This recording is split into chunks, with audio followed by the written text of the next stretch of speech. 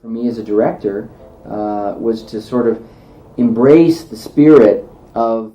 They say Ron Howard is too nice to make enemies. But that doesn't mean he hasn't crossed paths with a few. For decades, he's directed some of the biggest stars on Earth, navigating egos, tempers, and scandals most directors wouldn't dare touch. Yet even Howard admits there are a handful of actors who pushed him past his breaking point. The ones who made sets unbearable, ruined friendships, and showed a darkness few could believe. These aren't just difficult performers. These are the 6 people Ron Howard himself once described as the most evil figures he ever worked with. Henry Winkler. It's pretty remarkable how many rising stars found their big break on Happy Days. Henry Winkler, for instance, became a household name thanks to his unforgettable role as Arthur Fonzie Fonzarelli. Before that, he was practically unknown in Hollywood. But not everyone on the show was new to fame. Ron Howard, who played the wholesome Richie Cunningham, had already been in the spotlight for years, especially after his early success on The Andy Griffith Show. As Happy Days grew in popularity, something interesting happened. Fonzie became the show's breakout star. Fans couldn't get enough of the cool guy in the leather jacket, and the writers quickly leaned into that energy. By the 3rd season, Henry Winkler's Fonzie was front and center, and that shift didn't go unnoticed by Ron Howard. Ron later admitted that he started to feel overshadowed and even a little jealous during that time. He recalled that in the early seasons, nearly 3/4 of the episodes revolved around Richie. But as Fonzie fever took over, that dropped dramatically. Although Ron was still in every episode, he confessed that it felt awkward seeing the spotlight move away from him. The numbers backed it up, too. By 1975, about 85% of all the fan mail was being sent to Henry Winkler.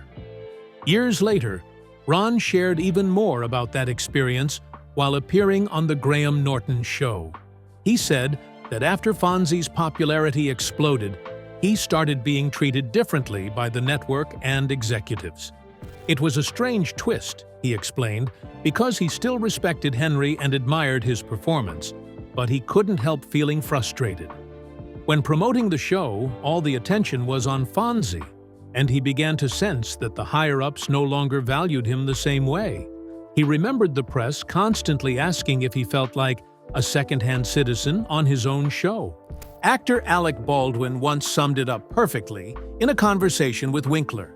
He said sometimes, the person meant to be the star doesn't stay the star. And that's exactly what happened here. Happy Days was originally built around Ron Howard's character, Richie Cunningham, the everyday teen navigating life in 1950s America. Fonzie wasn't even supposed to be a major character at first. In fact, Henry Winkler once revealed that he was only contracted to appear in 7 of every 13 episodes per season. But the audience loved him so much that the network couldn't resist giving him a bigger role. After a few seasons, the tension between Howard and Winkler eased when they finally sat down and talked. During the show's 4th season, while filming a 2-part episode at a dude ranch, Winkler recalled a quiet moment when Ron drove him home in his Volkswagen. Winkler asked him directly how he really felt about everything that had changed. Ron's response said everything about his character. He told Winkler that he hadn't done anything wrong. He was simply doing great work. He admitted that his feelings were hurt, but added that the show was better because of it. That moment of honesty sealed a lasting respect between them. Still, behind the scenes, things nearly took a dramatic turn. As Fonzie's fame skyrocketed, ABC executives came up with a risky idea. They wanted to rename the show Fonzie's Happy Days. Winkler was shocked by the proposal and immediately pushed back. He told them it would be an insult to the rest of the cast and that they shouldn't mess with a formula that already worked. He asked them to leave it alone, reminding them that the show's strength came from its family dynamic, not just one character. While Winkler stood up for the ensemble, Ron Howard was ready to walk away if the change went through. He told producers point blank that if they renamed the series, he'd quit and go back to film school at USC, even though he was contractually obligated to stay. That was how strongly he felt about protecting the integrity of the show. In the end, the name stayed the same, and the cast carried on. Despite the earlier tension, there was never any real fallout between Ron and Henry. Over the years, they maintained a genuine friendship, built on mutual respect and understanding. Ron often said that, despite everything, his time on Happy Days was relaxed and enjoyable because he liked the people he worked with. And their story didn't end there. Decades later, the two reunited on Arrested Development, Ron as the narrator and producer, and Henry as the hilariously incompetent lawyer Barry Zuckerkorn. Their continued collaboration proved that whatever jealousy or rivalry once existed had long been replaced by friendship and admiration. Vince Vaughn. It's the fall of 2010, and Universal Pictures drops the first trailer for a comedy called The Dilemma. No one expected that a simple 6-word line would set off one of the biggest Hollywood controversies of the decade. The trailer opened with Vince Vaughn, the king of mid-2000s comedies known for Wedding Crashers and Dodgeball. Looking straight into the camera, he said, "Electric cars are gay." On the surface, it seemed like typical Vaughn humor, bold, cheeky, and a little politically incorrect. But within hours, the internet caught fire. Social media, news outlets, and advocacy groups blasted the line as offensive. GLAAD accused the film of normalizing harmful language, and major publications like CNN, Variety, and The Guardian condemned it outright. Then came Anderson Cooper's now famous moment on Anderson Cooper 360. On the October 8th episode, he didn't mince words. He said jokes like that send the wrong message, teaching kids that such language is acceptable. That one comment pushed the conversation beyond film. It became a national debate about comedy, responsibility, and freedom of speech. Just 4 days later, Universal pulled the trailer. The studio went into full damage control, and all eyes turned to the film's director, Ron Howard. While Howard was deep in post-production in Chicago, his phone was blowing up with calls from executives, journalists, and lawyers. Everyone wanted to know what he was going to do about that line. Patrick Goldstein of the Los Angeles Times even published a column titled, "What Should Ron Howard Do About Vince Vaughn's Line?" It perfectly summed up Howard's dilemma: cut the line and play it safe, or keep it and stand up for creative freedom. Either way, he was bound to take heat. A week later, instead of staying quiet, Howard made a bold move. He wrote an open letter published in the Los Angeles Times under the section "The Big Picture." In it, he explained that the line wasn't about making fun, it was about portraying a character. Vaughn's character, Ronnie, was impulsive, the kind of guy who talks before thinking. According to Howard, that line captured who Ronnie was, not what the movie stood for.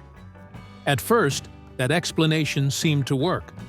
Outlets like Entertainment Weekly and The Guardian praised Howard's response as a clever balance between apology and artistic defense.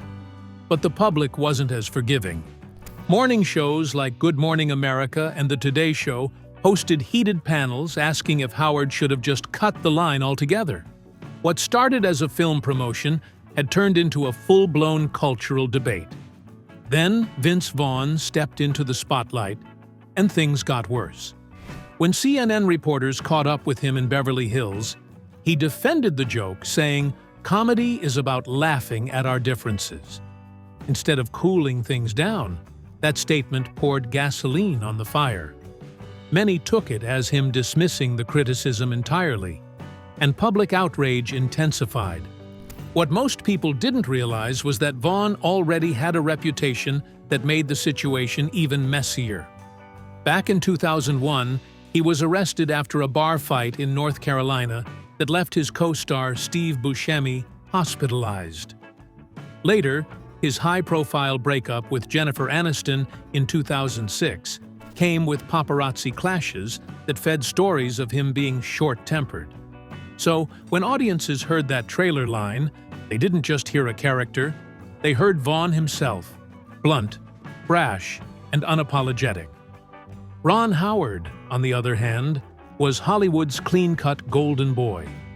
The Oscar-winning director of A Beautiful Mind was known for his calm nature and controversy-free career. But this time, he was right in the middle of it all. He faced pressure from studios and activists while trying to defend artistic integrity. As Variety's Peter Bart put it, Howard was facing his biggest PR crisis since the Da Vinci Code. When The Dilemma finally premiered in January 2011, it was clear the controversy had taken its toll. The film flopped at the box office, earning under $70 million, and critics ripped it apart for being tone-deaf. On Rotten Tomatoes, it was called a misfire, both in story and in judgment. But more than the movie itself, people remembered those 6 words that caused a storm. The fallout hit Vince Vaughn hard. He disappeared from the spotlight for nearly a year, even canceling a comedy project with Drew Barrymore. He didn't fully reappear until 2012, with the sci-fi comedy The Watch. As for Ron Howard, he quietly moved on. The only time he ever mentioned the controversy again was at a directing seminar at NYU, where he simply said, "Every controversy fades." Looking back, the electric cars episode became more than a Hollywood scandal. It was a turning point in the conversation about comedy, respect, and where the line between the two should be drawn. The outrage eventually died down, but it left behind a clear message. In an era of changing values, even a joke could shake an industry. Mel Gibson. Ron Howard has always had a reputation for being one of the nicest people in Hollywood. From his early days as a child actor to becoming a 2-time Academy Award-winning director, he's managed to stay grounded, genuine, and respected by almost everyone he's worked with. In an industry often filled with egos and tempers, Howard's calm and kind nature stands out. But even someone as easygoing as Ron has moments when frustration seeps through. And one of those moments came when he felt the Academy completely overlooked what he considered the best film of his career. That film was Apollo 13. Released in 1995, it wasn't just a critical and commercial hit. It was a cinematic triumph. The movie won 2 Oscars out of 9 nominations and was even up for Best Picture. Still, despite the widespread praise and recognition, Ron didn't receive a nomination for Best Director. And that stung. For a filmmaker who poured his heart into every frame, it was hard to understand how the industry's biggest night could miss such an achievement. He'd just won the top honor from the Directors Guild of America and earned a Golden Globe nomination. To him, it seemed clear that Apollo 13 represented his finest work as a director. So, when the Academy passed him over, it wasn't easy to shrug off. Ron told Variety at the time that while he was proud of his DGA win, it didn't take away the disappointment of not hearing his name on Oscar nomination morning. That same year, Mel Gibson took home the Oscar for Braveheart, a film that dominated awards season. But the nominations list for Best Director raised plenty of eyebrows. Alongside Gibson were Chris Noonan for Babe, Tim Robbins for Dead Man Walking, Mike Figgis for Leaving Las Vegas, and Michael Radford for Il Postino, The Postman. The omissions were glaring. Ron Howard, Martin Scorsese, Ang Lee, and Rob Reiner were all left out. To many, it felt like a year where the Academy's choices didn't reflect the true standout directors. Years later, when Howard finally did win the Academy Award for Best Director for A Beautiful Mind, he faced a very different kind of anxiety. This time, it had nothing to do with being snubbed. The person presenting the award that year was none other than Mel Gibson. The two had worked together on the 1996 thriller Ransom, and Ron had great respect for Mel's talent. But as he later told HuffPost Live, Gibson had a habit of doing things his own way, which made the moment more nerve-wracking than it should have been. A few days before the ceremony, Mel approached Ron and confidently told him, "I'm going to give you an Oscar, buddy." Ron laughed it off at first, but he couldn't help wondering, how could Mel possibly know that? As the night of the ceremony arrived, that comment was still echoing in his head. And when Mel finally opened the envelope and announced Ron's name, the director's first instinct wasn't pure excitement, it was disbelief. Ron actually turned around and asked to see the card for himself. Sure enough, there it was, his name printed in bold. It was a career-defining moment, one that came full circle from the disappointment years earlier. And even though Mel Gibson's confident prediction turned out to be true, Ron Howard's reaction said everything about the kind of man he is. Humble, grounded, and just a little stunned by it all. Wilford Brimley.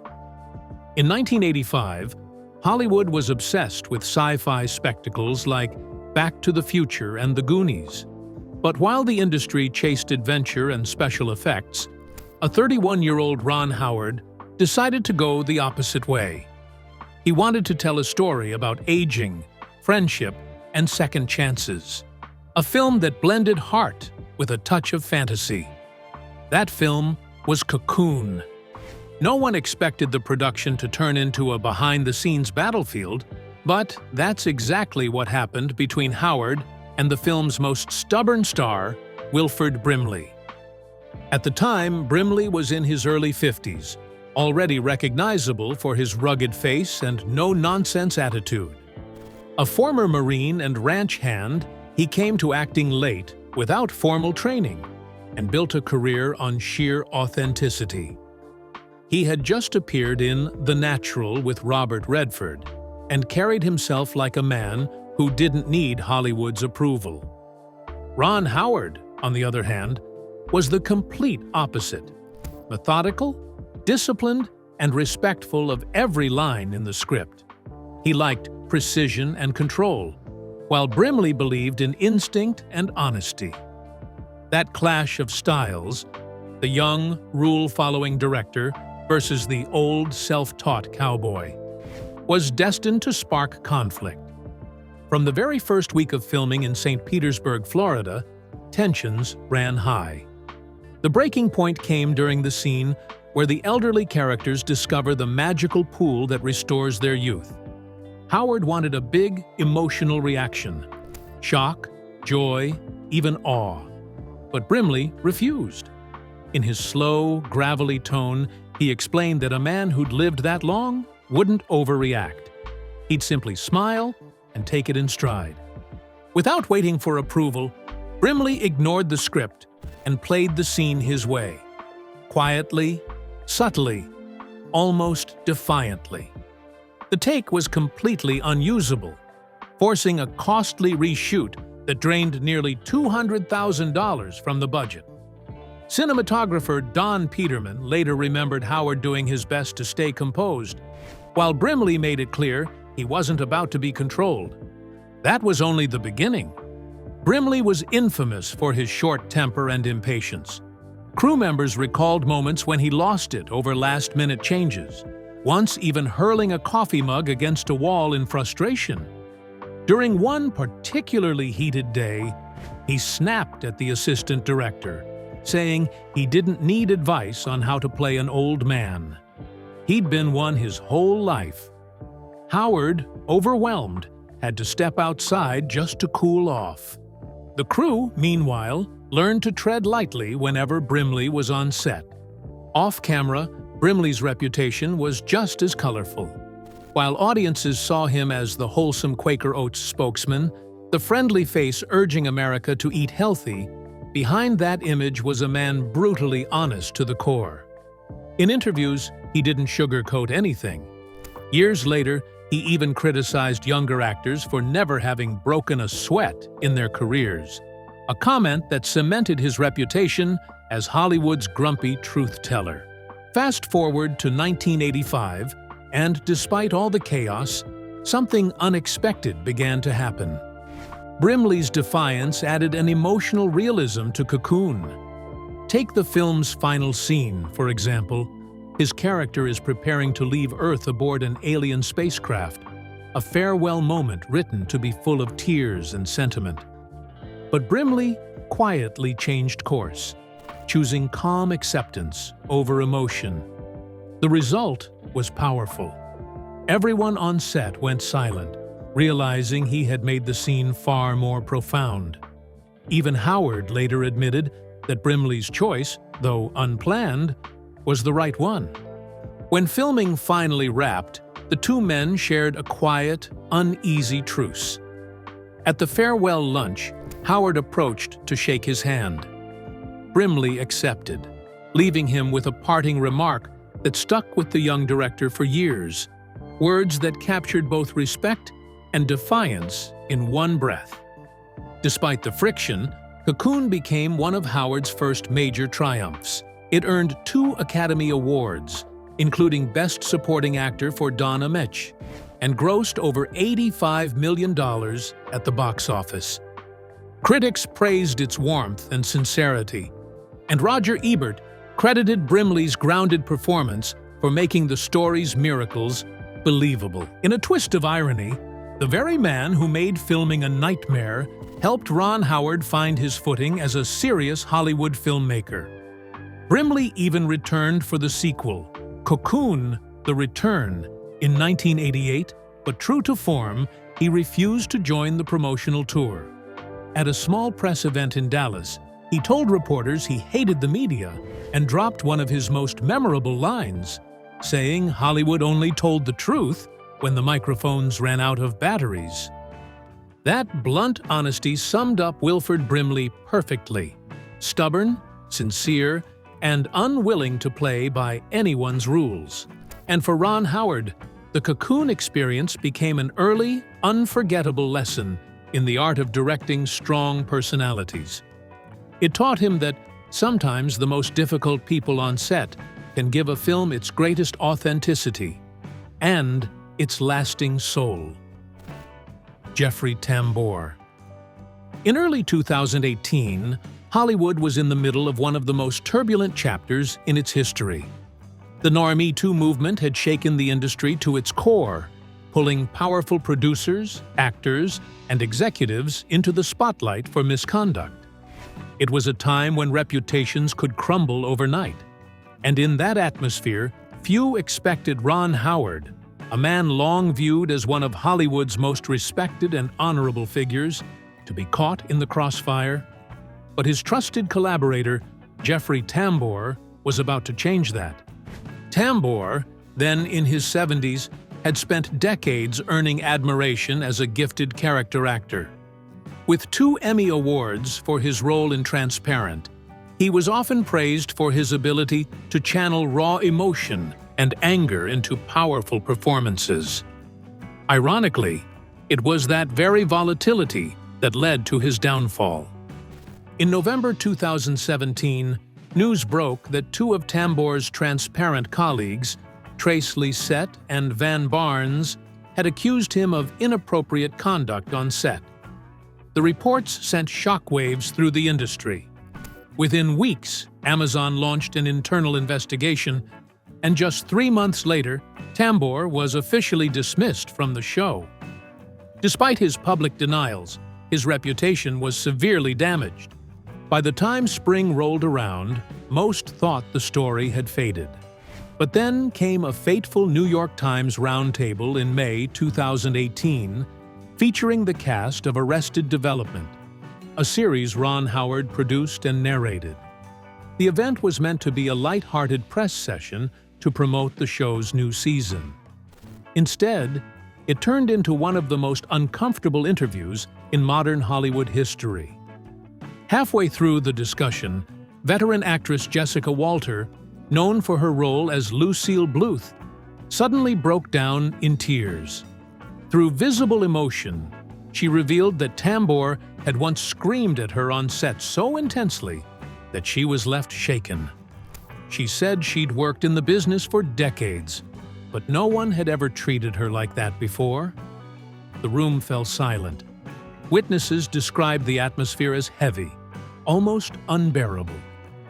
As Tambor sat quietly, avoiding eye contact, several of his male co-stars, Jason Bateman, Tony Hale, and David Cross, stepped in, attempting to downplay the incident as a misunderstanding. Their comments sparked outrage once the interview went public. Viewers were furious at what they saw as men excusing bad behavior, while a woman in tears tried to speak her truth. The hashtag #GrantJusticeForJessica began trending almost immediately. The backlash wasn't limited to the cast. Many questioned why Ron Howard, the producer of the series, hadn't intervened or defended Walter during the moment. Major outlets like CNN, The Guardian, and The Hollywood Reporter published headlines highlighting his silence. The implication was clear. People expected more from the man known for his integrity and calm leadership. Those familiar with Tambor's past, however, weren't entirely surprised. His temper had long been infamous in Hollywood circles. Back in the 1990s, while filming The Larry Sanders Show, he was known for sudden outbursts over minor issues like lighting or camera angles. Crew members remembered him as someone who believed that losing his temper was part of accessing genuine emotion. It was a philosophy that fascinated directors but terrified co-workers. For someone like Ron Howard, known for discipline, collaboration, and respect, working with a personality like Tambor's was always a delicate balance. But after that New York Times interview went viral, there was no containing the damage. Netflix quickly canceled Arrested Development's upcoming press tour in London, just 2 days before the cast was due to travel. The media reaction was swift and brutal. On BBC's Newsnight, journalist Emily Maitlis described the moment as a wake-up call for Hollywood's long-standing tolerance of men's anger and power on set. Tambor soon appeared on Entertainment Tonight, admitting he was ashamed of his behavior but insisting the situation had been exaggerated. It didn't matter. His career took a serious hit. He lost upcoming roles, sponsorships, and disappeared from the public eye for nearly a year. Meanwhile, Jessica Walter became a symbol of resilience. Her calm, forgiving response in later interviews only amplified public admiration. She said she didn't want anyone ruined, just for people to learn kindness. Her grace in handling the situation turned her into an unexpected voice for respect in the workplace. As for Ron Howard, the fallout forced him into rare self-reflection. Known for his quiet professionalism, he initially issued only a brief statement, emphasizing that every film and television set should be a place of safety and respect. But instead of easing criticism, his neutrality made things worse. Variety ran a harsh editorial suggesting that silence in moments of harm was no longer a sign of humility, but of indifference. It was one of the few times in his career that Howard's calm demeanor worked against him. The man who had built a reputation for diplomacy and control suddenly found himself accused of being too careful, too quiet, and too unwilling to take a stand. Months later, in an interview with Variety, Howard finally admitted that the experience had changed him. He said he'd learned that staying silent in the face of wrongdoing isn't always the safe choice. It can sometimes be an act of cowardice. Critics said the reflection came late, but it marked a turning point for him. The 2018 Arrested Development controversy became more than a single uncomfortable moment. It exposed how deeply Hollywood was rethinking power, accountability, and silence. For Jessica Walter, it was a moment of courage. For Jeffrey Tambor, it was a reckoning. And for Ron Howard, it became a painful lesson in what it really means to lead, not just behind the camera, but in the face of moral conflict. Tom Hanks. It was a quiet morning in June 2022 when Hollywood found itself shaken by something completely unexpected. The source wasn't a scandal or a leaked script. It was an interview. The New York Times had published a conversation with Tom Hanks, a man long regarded as the ultimate good guy of American cinema. But this time, Hanks didn't play it safe. He aimed straight at one of his own biggest film franchises, the Da Vinci Code series, and tore it apart. In the interview, Hanks described the trilogy as little more than a meaningless treasure hunt, calling it scavenger hunt-type nonsense. For fans who once viewed the films as intelligent thrillers packed with mystery and symbolism, it was a shocking confession. Hanks went even further, saying the movies were more of a commercial enterprise than real art. By the time the third film came around, he claimed, even that commercial spark had burned out. His comments landed like a thunderclap, especially for director Ron Howard. This was a man who had poured more than 10 years of his life into the trilogy. The Da Vinci Code, 2006, Angels and Demons, 2009, and Inferno, 2016. For Howard, these films weren't just studio projects. They were deeply personal achievements, crafted with immense care and effort. Hearing his leading man dismiss them so casually was more than criticism. It was a personal blow. To understand why it stung so much, you have to rewind to 2005. That's when the cast and crew first landed in Paris to begin filming inside one of the most famous buildings on Earth, the Louvre. Securing that location was a near miracle. Ron Howard had spent over 6 months negotiating with French officials to make it happen, agreeing to strict conditions and secrecy. The production schedule was grueling, often running 18-hour days. Crew members recalled how exhausted everyone was. At one point, Tom Hanks was so drained he had to change costumes right there in the Mona Lisa gallery just to keep up with filming. When the movie finally premiered at Cannes in 2006, it wasn't just a cinematic event, it was a cultural explosion. Religious groups, especially Catholic organizations like Opus Dei, condemned it for distorting the faith. Several countries, including Egypt, Lebanon, and Pakistan, banned it outright. What was meant to be entertainment had suddenly turned into a global controversy. Howard, known for his calm and good-natured personality, found himself thrust into a storm he never anticipated. As the debates raged, Hanks, being the public face of the film, tried to keep things neutral. When asked about the religious backlash, he simply reminded people that the story was fiction, not doctrine. But critics and audiences weren't satisfied. One New York Times review even suggested that Hanks looked like he didn't believe in the movie he was starring in. It was a brutal assessment, and, more importantly, it marked the first visible strain in the friendship between Hanks and Howard. Their bond had once been rock solid. They'd first worked together on Splash back in 1984 and went on to create the acclaimed Apollo 13 in 1995. On earlier sets, they were inseparable. Howard even had a nickname for Hanks, calling him My Eyes. They celebrated birthdays together, shared champagne in the Louvre during filming, and were considered one of Hollywood's most reliable duos. But by the time Angels and Demons rolled around, insiders noticed a change.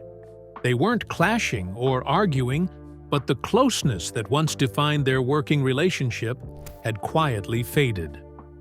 Then came the 2022 interview, and it felt like the final nail. Industry insiders and fans alike saw Hanks's remarks as more than just a film critique. They saw them as a deliberate attempt to distance himself from the franchise that had made him one of the world's highest-paid stars. Some believed it was all about image, At the time, Hanks was promoting Elvis, a film critics were calling his best work in years. To many, it looked like he was trying to redefine himself as a serious artist again, shedding the commercial sheen that the Da Vinci Code trilogy had given him.